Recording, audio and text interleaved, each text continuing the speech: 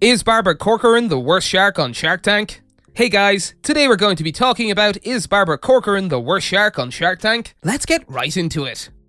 Barbara Corcoran, a real estate mogul and a renowned personality on Shark Tank, started her career by launching a real estate brokerage in New York City in 1973. However, she did not have a particular interest in real estate. Instead, she had a passion for sales and entrepreneurship. As she says, if it bugs you to work for someone else, it's a good sign that you should be an entrepreneur. Corcoran's success in selling apartments was not just because of her sales skills, but also because of her ability to market herself. She realized the value of getting press coverage after being quoted in a New York Times article about real estate. This realization led her to launch the Corcoran Report in 1981. The biannual report examined real estate statistics and trends in New York City, which journalists could use for their stories. I figured if I could dole them out, I'd always get quoted, says Corcoran. Despite her achievements, not many people know that Corcoran is the one shark that entrepreneurs should ignore on Shark Tank. According to her, she is not the best person to partner with for business that requires hands-on management. She prefers to invest in companies that have a strong team in place and do not require too much micromanagement.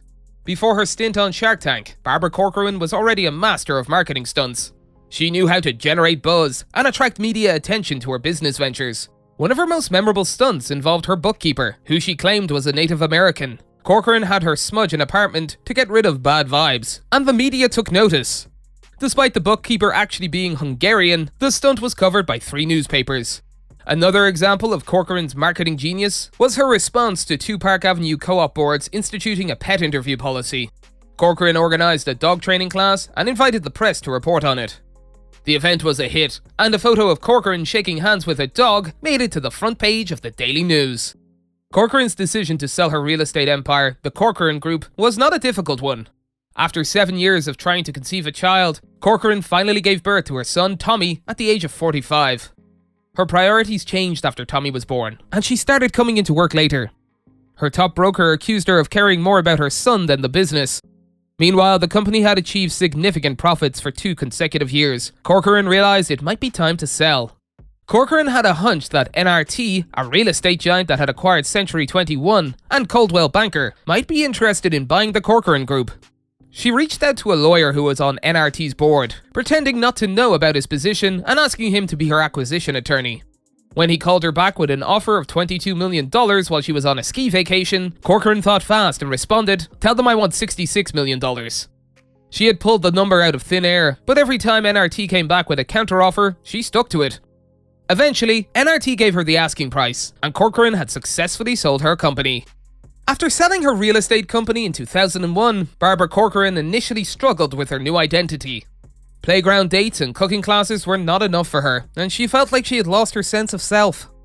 To regain her footing, Corcoran wrote an autobiography and pitched herself to TV networks as a real estate expert. Her efforts paid off when she landed a gig on Good Morning America and became a regular contributor on The Today Show. She also provided business advice on CNBC's The Big Idea with Donny Deutsch.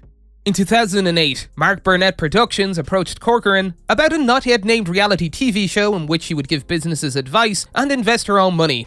She jumped at the opportunity and even sent financial statements to prove she had the money to invest. However, after receiving a contract, Corcoran was told she did not get the job.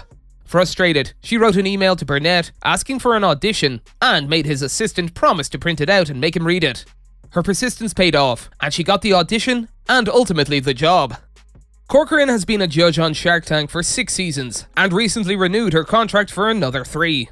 While the gig has been a significant shift from her previous role as the boss of the Corcoran Group, Corcoran has adapted and grown to become a successful Shark Tank judge.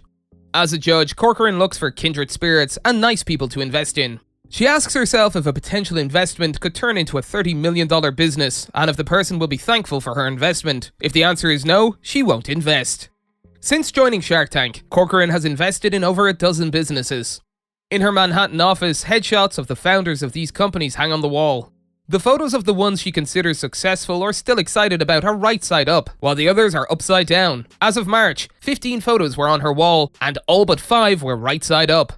Corcoran's investment philosophy centers around risk-taking, salesmanship, organization, and independence. She looks for entrepreneurs who are not afraid to take risks, can sell their products or services well, and are highly organized. Additionally, she appreciates entrepreneurs who can ignore her advice and follow their own intuition. Corcoran believes that entrepreneurs who embody these qualities are most likely to succeed and build successful businesses. That's all for today, and we'll be sure to catch you all in the next one.